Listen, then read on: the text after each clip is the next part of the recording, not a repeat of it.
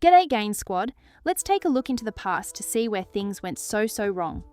I am your host, and today we are doing a proper deep dive into the biggest corporate car crash in history. We are tracing the full story of Lehman Brothers, from a small shop in Alabama to a $600 billion collapse. We'll expose the secret accounting tricks they used and the exact moments that the most famous investors walked away.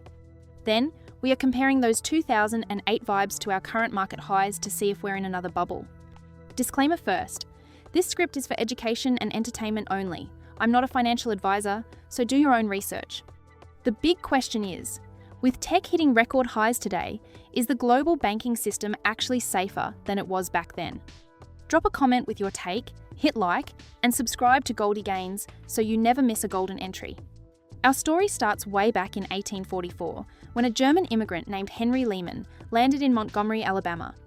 He opened a small dry goods store, and soon his brothers Emmanuel and Mayer joined him to form Lehman Brothers. In the early days, they weren't banking. They were trading cotton, which was the backbone of the Southern economy. They were flat out, accepting raw cotton as payment for clothes and tools, essentially becoming commodity merchants by accident. After Henry passed away, the brothers moved the headquarters to New York City in 1858 to be near the action. They survived the American Civil War and helped found the New York Cotton Exchange in 1870, which is a massive legacy. By 1887, they joined the New York Stock Exchange and began their transformation into a proper Wall Street powerhouse. They weren't just about cotton anymore. They started financing the massive railroads that were currently building out the entire United States. It's wild to think that a tiny shop in Alabama could evolve into a titan that would eventually move global markets. This was the era of the merchant bank, where your reputation and your family name were everything in the financial world. Under Philip Lehman, in the early 1900s, the firm partnered with Goldman Sachs to lead some massive retail IPOs. We are talking about legendary names like Macy's Department Stores, Sears, Roebuck & Company, and even Studebaker Automobiles. Robert Lehman took over in 1925 and steered the ship through the Great Depression and World War II like a pro. He was a visionary who backed emerging industries like aviation, serving on the board of the iconic Pan American Airways. The firm even funded the early days of television and film, supporting Paramount Pictures and 20th Century Fox. After World War II, they saw the computer age coming and invested in Digital Equipment Corporation before it was cool. By the time the 1990s rolled around, Lehman was one of the big five investment banks on Wall Street.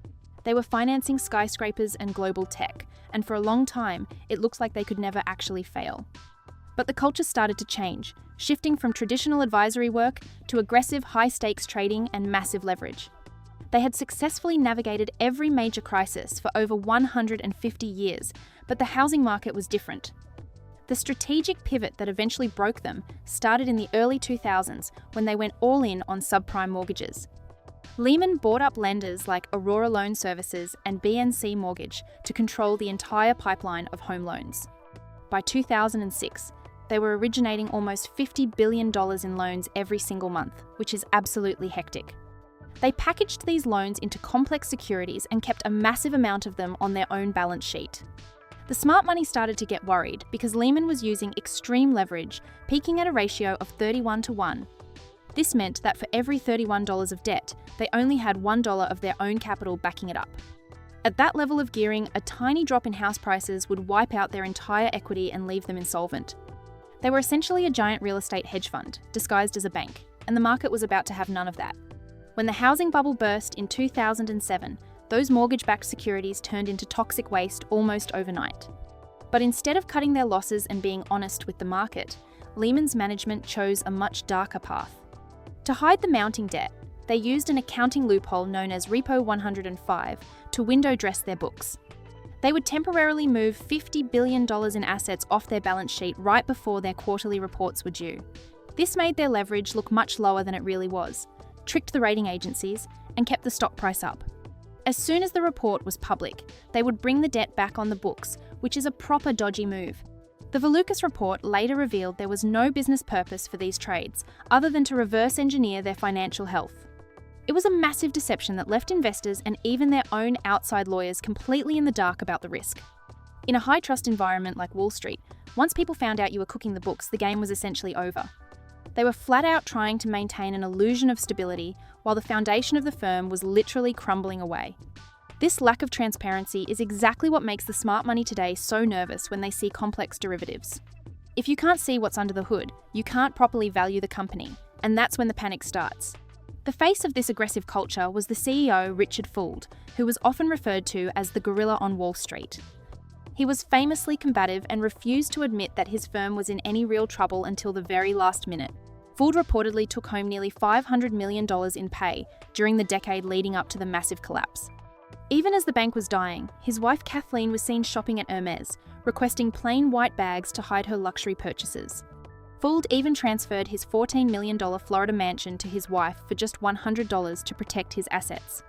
Lawmakers later called him a villain in a congressional hearing, but he insisted he was a victim of uncontrollable market forces. He blamed short sellers and rumours for the bank's demise, but the reality was that they were simply out of cash. The culture at the top was one of arrogance and greed, where no one was allowed to tell the boss he was wrong. It's a classic cautionary tale of what happens when leadership loses touch with the reality of their own balance sheet. This kind of hubris is exactly what we look for as a red flag when we are trying to optimize our entries today. Warren Buffett was approached to save Lehman in March 2008, but he spent a night reading their reports. He jotted down a list of red lights, noting that the management was hiding losses and refusing to take responsibility. Buffett famously called the situation an economic Pearl Harbor and walked away from the deal, saving his billions for better bets. Ray Dalio of Bridgewater was also sounding the alarm, warning that the financial system was about to experience a massive cracking. Dalio used his principles to predict the crisis, realizing that the debt cycle had reached a point of total exhaustion. He saw the systemic risk in the shadow banking system and knew that a beautiful deleveraging was no longer on the cards. Dalio's memos from that era are like a roadmap of exactly how the global economy fell into the Great Recession. These legends knew that when the numbers don't add up, the only winning move is to get out of the way. They looked past the hype and the fancy office towers to see the actual risk that was being hidden by management. If the smartest man in Omaha says no to a deal, you probably shouldn't be the one trying to catch the falling knife. Then there was Jim Cramer, who provided some of the most regrettable investment advice in the history of television. In early 2008, he was telling viewers that banks were fine and that they should keep buying the dip. His most famous moment was the "they know nothing" rant, where he screamed at the Federal Reserve to open the discount window. Cramer even recommended Bear Stearns as a buy just days before it collapsed and was sold for $2 a share. By October 2008, he flipped completely, telling everyone to pull their money out for the next 5 years. The problem was that the market bottomed just 5 months later, so anyone who followed him missed the massive recovery rally. It just goes to show that the media often fuels the panic, rather than helping you make objective, logical trading decisions. In this game, following the loudest voice in the room is a quick way to see your portfolio go up in smoke. You have to stay active and stay focused on the data, not the drama that you see on the news every night. Cramer's volatility is a reminder that being an entertainer and being a successful trader are two very different jobs. The final 72 hours for Lehman Brothers were absolute pandemonium at the New York Fed headquarters in Manhattan. Treasury Secretary Hank Paulson told the heads of all the major banks that there would be no government bailout this time. They spent the entire weekend trying to find a buyer, but Bank of America decided to buy Merrill Lynch instead. Barclays was the last hope, but the UK Chancellor Alistair Darling vetoed the deal because he didn't want to import the cancer. Darling didn't want the British taxpayer underwriting a failing American bank that was stuffed with toxic mortgage debt. By Sunday night, it was over, and at 1:45 a.m. on September 15, 2008, Lehman filed for bankruptcy. Employees were seen walking out with their boxes, and the Dow Jones plummeted over 500 points the next morning. Over $700 billion vanished from retirement accounts in a single day as the global credit markets froze up. It was the largest bankruptcy in history, and it triggered a chain reaction that nearly destroyed the entire global financial system. The interbank lending market stopped dead because no one knew who was actually solvent and who was secretly broke. Let's jump to today. Wednesday, April 15, 26, where the S&P 500 is at 7,022. The Nasdaq is also hitting record highs at 24,016, driven by the massive AI productivity miracle. But the market's having a bit of a wobbler because Brent crude oil is projected to peak at $200 this month. The IMF is warning about a sovereign bank nexus, where banks are holding too much government debt that is losing value. Ray Dalio is back in the news, warning that our current $36 trillion US debt is the biggest problem we face.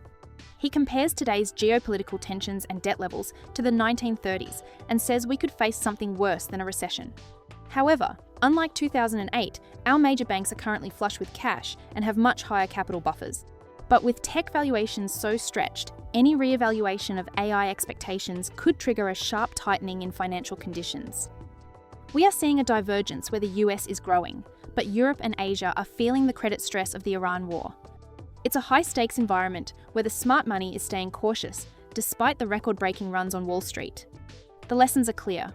Leverage is a double-edged sword that can make you rich or leave you in the gutter. Transparency is the only thing that maintains market confidence, and once that is gone, liquidity disappears in an instant. We also learned that too big to fail is a dangerous myth that can lead to massive moral hazard for top executives. Today's regulators have more tools, but the speed of digital bank runs means a crisis can happen in hours, not weeks.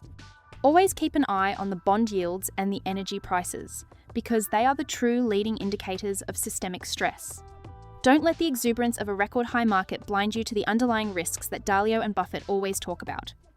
Success in this game isn't about the one big win, it's about staying in the game long enough for the math to work.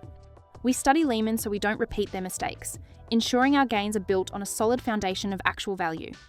Remember, back in 2008, Lehman Brothers wasn't just another bank. They were a 158-year-old titan that everyone thought was too big to fail. Their downfall started with a massive bet on subprime mortgages, fueled by cheap debt and the assumption that housing prices would never stop going up. When the bubble finally burst, Lehman was left holding over $60 billion in toxic assets that nobody wanted to buy. They scrambled for a buyer looking at everyone from Barclays to the Koreans, but by September 15, 2008, time had completely run out.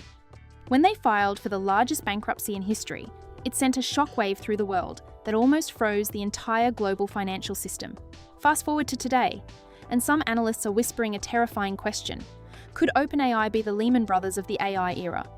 Think about it, the parallels are there. OpenAI has a massive valuation and is burning through billions of dollars in cash to keep their models running. They are currently the center of the universe for the tech trade, much like Lehman was for the mortgage-backed securities market. If the massive returns from AI don't materialize fast enough, or if the compute debt becomes too heavy to carry, the cooling of the AI hype could trigger a similar liquidity crisis. If a pillar as big as OpenAI were to stumble, it wouldn't just be a tech problem. It would hit every ETF and retirement fund that has piled into the Magnificent Seven stocks. Just like the banks in 2008 were interconnected through derivatives, today's markets are deeply tied together through AI infrastructure and massive cloud spending. When the smart money starts exiting a crowded trade, the exit door is usually very small, and the drop is usually very steep. I'm not saying OpenAI is definitely going down, but as traders, we have to look at the counterparty risk in everything we touch. Whether it's subprime mortgages or high-cost AI compute, the lesson is always the same. Leverage is a double-edged sword that can cut you deep. We have to stay vigilant and make sure we aren't just following the crowd into a potential liquidity trap. So, what's your move? Do you think the AI boom will keep us afloat, or are we heading for a sovereign debt reckoning? Let me know your strategy in the comments, and tell me if you think we've really learnt the lessons of the Lehman crash. Smash that like button if you found this deep dive useful, and subscribe for more insights into where the smart money flows. Keep your positions tight and gains golden. I'll see you at the next close. Cheers!